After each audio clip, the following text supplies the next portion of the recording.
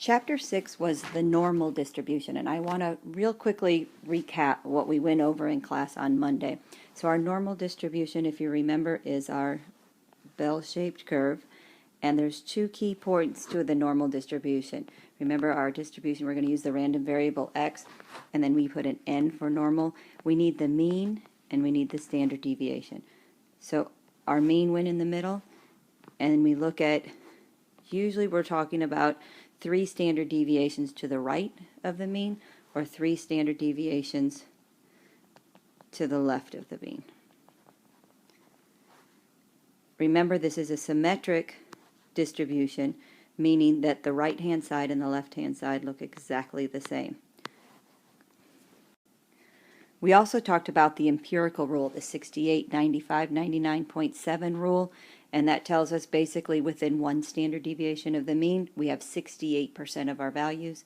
2 standard deviations, we're going to have the 95% of our values, and 3 standard deviations from the mean, we have 99.7% of our values. You can look at my notes from class on Monday and look at the actual percent of values that fall within each region. I just wanted to quickly recap this before I go over what happens when I'm dealing with 1.2 standard deviations or 2.3 standard deviations, so it's not exact. We did an example where I had a normal distribution where our mean was 25 and our standard deviation was 5. So if I count out my standard deviations here,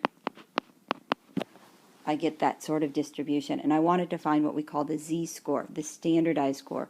How many standard deviations are we away from the mean, either to the right of the mean or to the left of the mean? So remember, we had that formula where our z equals x minus mu over sigma. So in this case, I'll have 22 minus 25 over 5. And we ended up getting negative 0.6. The negative 0.6 makes sense because if you look at where 22 is in terms of our mean and our standard deviations when we counted them out, it's between 0 and negative 1 standard deviations from the mean, and so that makes sense that this would be negative 0.6. We can also say that we're 0.6 standard deviations to the left of the mean. In the second example, I had the similar situation, but instead of a standard deviation of 5, I had a standard deviation of 3. So what happens when I go through and figure out 1, 2, and 3 standard deviations? I end up having different cutoffs for my 3 standard deviations. Oops. So when I look at 22 is going to be right here. We actually can see from the graph that that would be negative 1 or 1 standard deviation to the left of the mean. I can use my formula.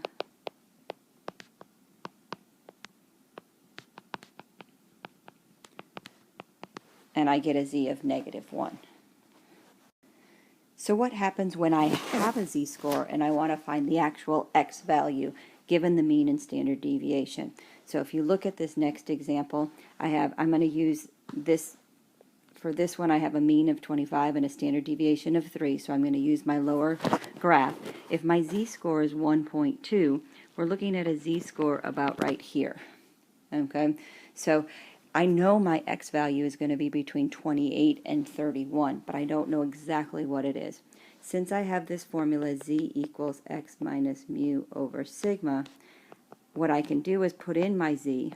I don't know my x, but I do know my mean and my standard deviations, and then I can just solve this equation for x. By multiplying both sides by 3, I get 3.6 equals x minus 25. Adding 25 to both sides, I'm going to get 28.6 equals x. And if you look at the location of that z value, 28.6 seems like a reasonable answer. In the next example, I have my mean is 25 still, but with my standard deviation of 5. I give you the same z-score. My z-score is 1.2, but notice I'm looking at the upper right-hand corner normal distribution because that's the one with the mean of 25 and the standard deviation of 5. And when you go through and use our same formula, we have 1.2 equals x minus 25, this time over 5, and I go through and I multiply both sides by 5, I'm going to get 6 equals x minus 25. By adding 25 to both sides, I get x equals 31. In this particular case, that makes sense because 30 was exactly one standard deviation from the mean. Suppose I keep my standard deviation at 5, but I change my mean to 75. So when I draw this, I now have a mean of 75. I'm looking at different numbers here for my 1, 2, 3 standard deviations to the right and left of that mean, and I'm still looking at a z-score of 1.2. So 1.2 is still going to be about here, and I can use the same formula, but instead of 25 I have 75. So by multiplying by 5 I'm going to get 6 equals x minus 75, and my x is going to be 81. Which makes sense. All I did was shift that whole distribution to the right because my new mean was 75. It's the same width, same spread, because my standard deviation is still 5. So let's look at why it's important to know the z-score, or how many standard deviations you are from the mean. Here I have an example when we're looking at men and women's heights. The heights of women aged 20 to 29 in the United States are approximately normal, and this is key. When they say that it's normal, I'm using the normal distribution, with a mean of 64.2 inches and standard deviation of 2.8 inches. Men the same age have mean height of 69.4 inches with a standard deviation of 3.0 inches. So here's some key information. For the women, I have a mean of 64.2, standard deviation of 2.8. And for the men, I have a mean of 69.4 inches and a standard deviation of 3.0 inches. Okay. What are the z-scores for a woman 6 feet tall and a man 6 feet tall? Now notice I'm dealing with the same x, 6 feet, which I need to convert into inches, so 6 feet is 72 inches. And I'm looking at the male, who is also 72 inches. Say in simple language, what information the z-score gives that the original non-standardized heights do not. Okay, you're dealing with a female and a male that are both the same height, but when you compare it to the mean and the standard deviation for women and the mean and the standard deviation for men, you're going to see that there's a big difference in those two heights. So let's look at our graph here for the female of 64.2. 72 inches is going to be somewhere around here. Okay, now notice I didn't count out my 1, 2, 3 standard deviations. I just know that 72 inches is going to be quite a bit away from the mean. In the male, I have 69.4. 72 probably won't be quite so far away. So how do I find my z-score? I use my formula. I have 72 minus 64.2 over 2.8.